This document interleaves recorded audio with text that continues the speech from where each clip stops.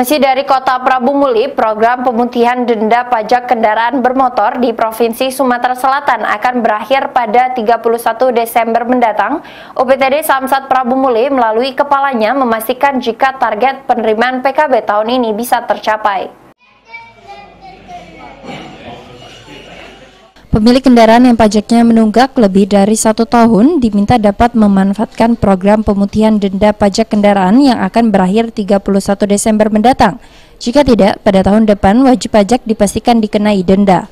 Hingga saat ini, menurut Kepala UPTB Samsat Prabu Muli, antusias warga untuk membayar PKB cukup tinggi, yang disebabkan karena adanya program penghapusan denda pajak oleh pemerintah provinsi sejak 1 Agustus.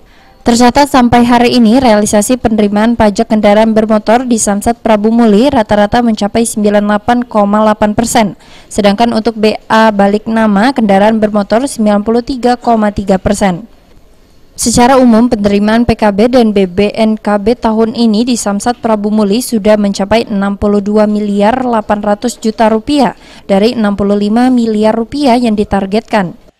Sesuai dengan peraturan gubernur, maka pemutihan ataupun penghapusan denda dan bunga pajak kendaraan bermotor di Provinsi Sumatera Selatan itu akan berlangsung sampai dengan tanggal 31 Desember tahun 2022. Dari target 65 miliar yang kami targetkan itu sudah terrealisasi sebesar 62 miliar 800 juta. Jadi yang PKB Pak ya? Ya, seluruh total dari PKB dan BBNKB.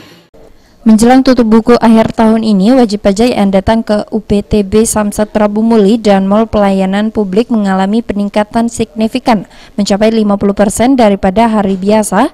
Hal tersebut tercermin dari berkas yang masuk setiap harinya tembus 350 sampai 400 berkas.